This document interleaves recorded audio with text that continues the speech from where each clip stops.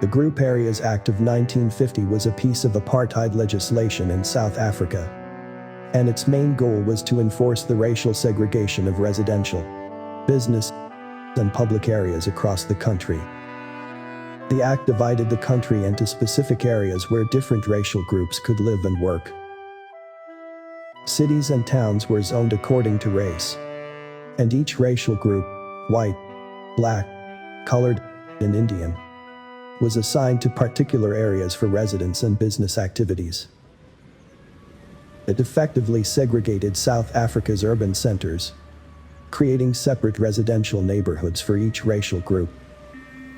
This required all non-white South Africans to carry a passbook, known as a dompas in Afrikaans, which contained personal details, including the person's employment history, residential area, and other information deemed necessary by the government.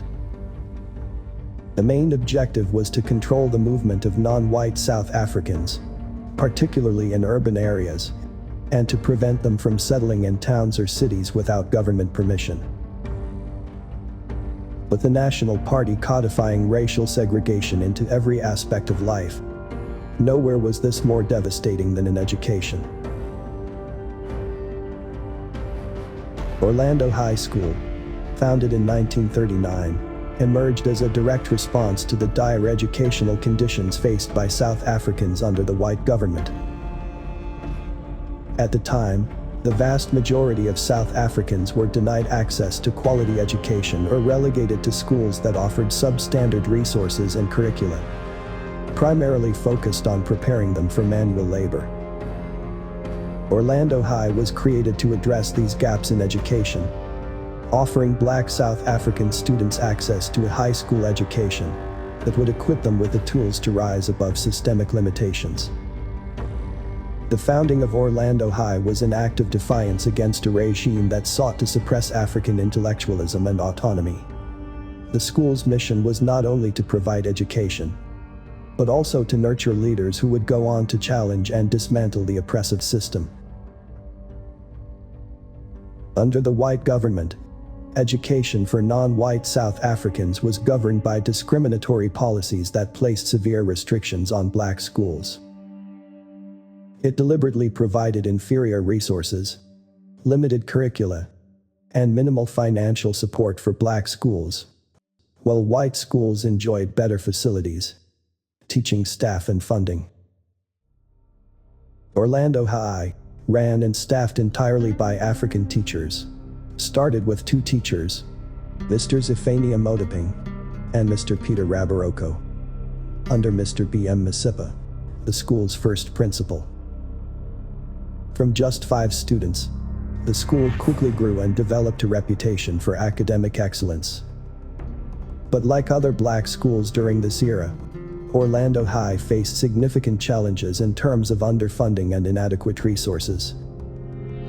Textbooks were scarce, school facilities were often overcrowded, and the curriculum was rigidly controlled by the government. Yet, despite these obstacles, Orlando High School managed to maintain high academic standards and became a symbol of perseverance and resistance against the injustice of apartheid. The school became a beacon of hope for those determined to rise above the limitations imposed on them by the state.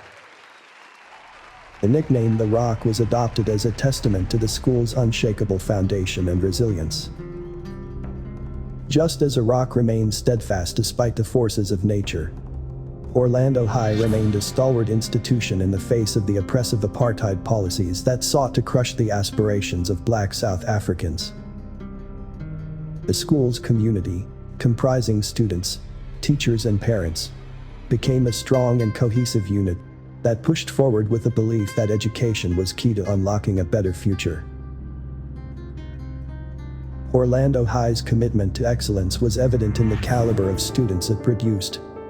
Its alumni played key roles in shaping South Africa's post-apartheid era and contributed significantly to the intellectual and professional development of the nation. Teachers at Orlando High had a deep commitment to the intellectual development of their students.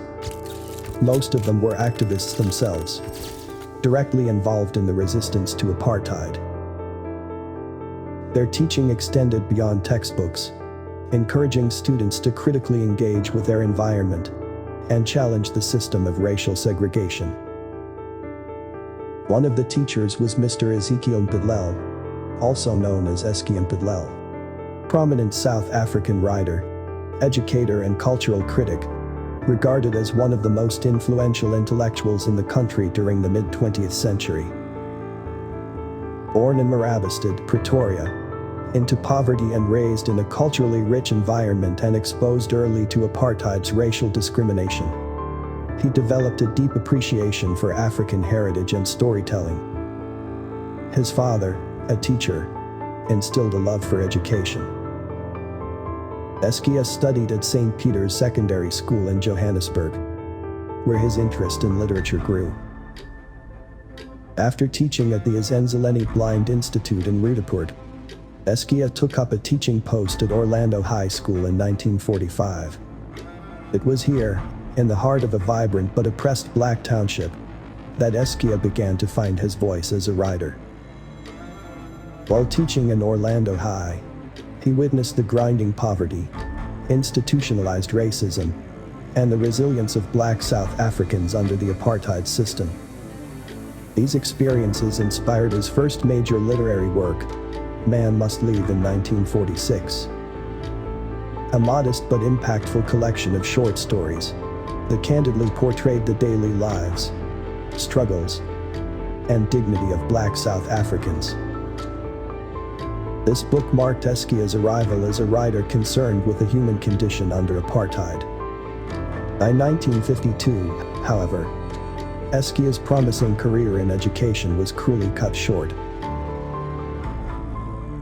In 1953, apartheid architect Dr. Hendrik Verwoerd, then Minister of Native Affairs, introduced the Bantu Education Act.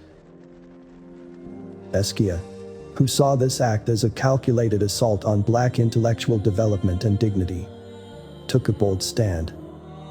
He resigned from his teaching post in protest. This act of defiance had harsh consequences. The regime responded by banning him from teaching altogether, a devastating blow for someone whose passion and purpose were rooted in education and upliftment. But Eskia refused to be silenced. Bantu education was a racially segregated schooling system tailored to the apartheid ideology. Hendrik Verwoerd was clear and unapologetic. There is no place for the Bantu in the European community above the level of certain forms of labor. That statement was more than political rhetoric, it became law. Though officially banished from classrooms in his homeland, Eskia would go on to become one of South Africa's greatest literary and intellectual figures. His exile years took him across Africa and the globe, from Nigeria to Paris to the United States, where he earned a PhD and continued writing. In 1959, he published his seminal autobiography, Down Second Avenue, an international success that chronicled his childhood in Marabastad, his teaching years, and his growing resistance to apartheid. It established him not just as a South African voice, but as a leading figure in African literature. Eventually, after decades in exile, he returned to South Africa in 1977 and helped shape post-apartheid education and cultural identity. He helped establish the Funda Center, which provided educational opportunities in Soweto during apartheid's final years. The University of the North awarded him the title of Professor Emeritus. The South African government later honored him with the Order of the Southern Cross and the Order of Ikhamanga in gold. Eski Mpedlel passed away on October 27, 2008, at the age of 88.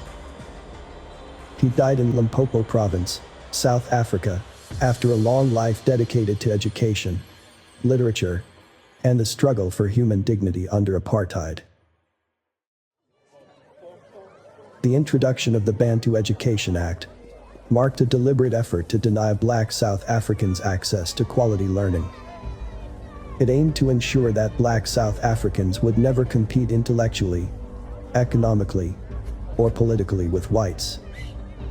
Schools for black children were removed from missionary and community oversight and placed under direct control of the state. Black schools received a fraction of the funding given to white schools, sometimes less than 10% per pupil. History was distorted. Science was erased. Languages like Afrikaans and English were forced, while African languages were marginalized. The focus was on basic literacy, religious instruction, and manual skills, not critical thinking.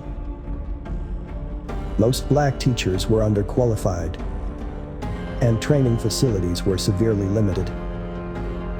Classrooms routinely held 60 to 100 students. Schools lacked libraries, toilets, electricity, and even chalk. It was a success by its own cruel standards. It produced workers, not thinkers. Obedience, not defiance. Verwoerd and the apartheid state understood something powerful. To rule the body, you must first conquer the mind. Education is liberation, and for the apartheid regime, that was dangerous. So they built a system that would ensure black South Africans remained poor. The black child never dreamed too big.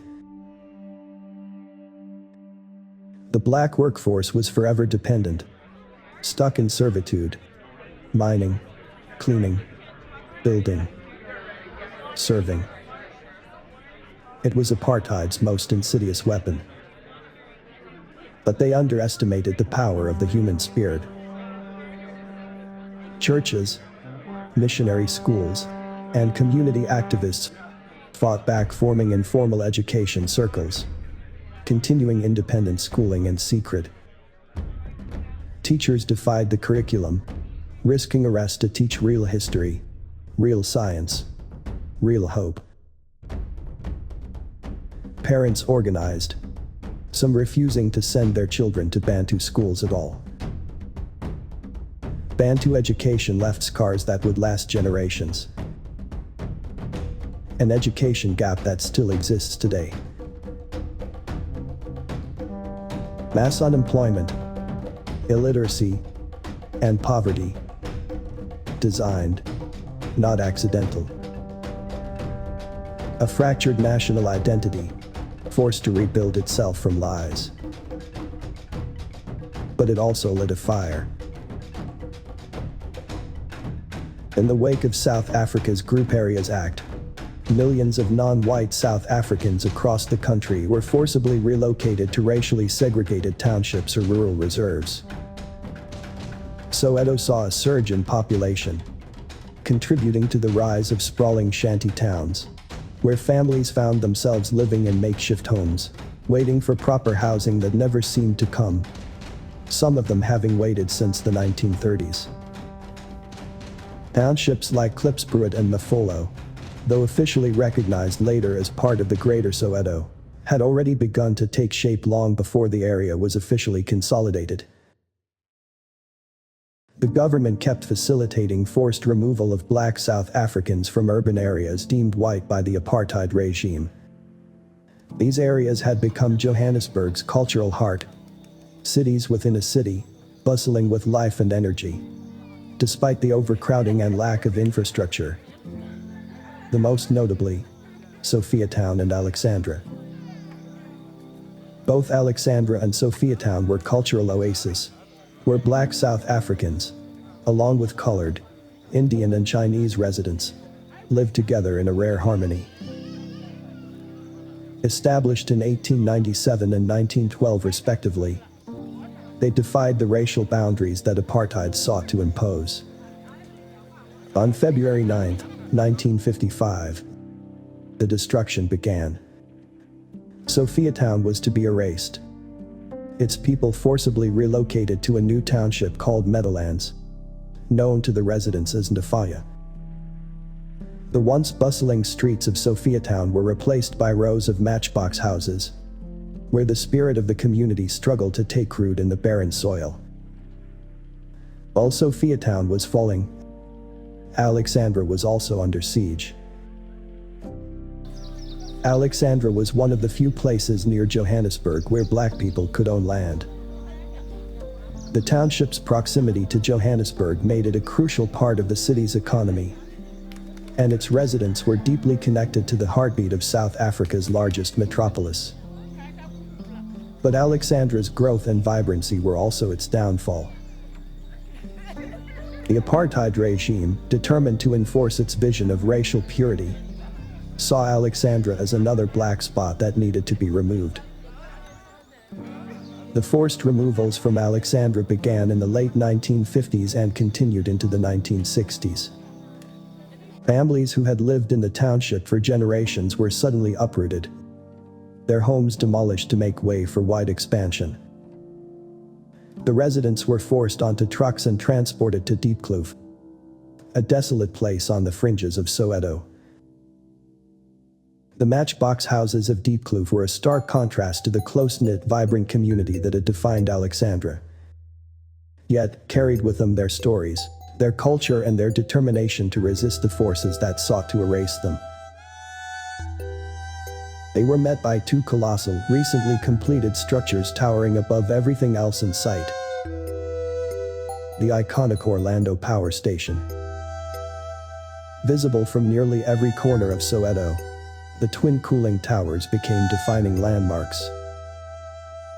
Originally commissioned in 1942 in response to Johannesburg's growing population and rising energy demands, the construction of the power station was only completed in 1955, 20 years after construction began in 1935. Its completion brought much-needed relief to Soweto and surrounding areas, which had long suffered from unreliable electricity supply. Throughout the mid-1950s and 1960s, residents from overcrowded shanty towns in Orlando, Moroka, and Jabavu were relocated to newly established neighborhoods, forming the more structured layout of Soweto as we know it today.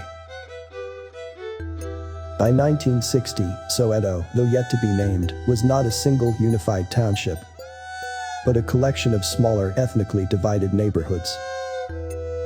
Under apartheid laws, all neighborhoods were classified according to specific tribal groups, designated solely for Sotho and Tswana-speaking people, while others were reserved for Zulu-speaking people and so on.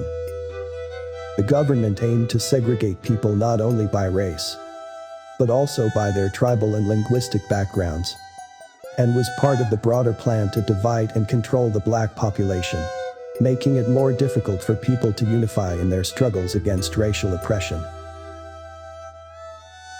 With the rapid growth of the now developing Soweto, football became incredibly crucial both as a form of entertainment and as a vehicle for social, cultural, and political expression.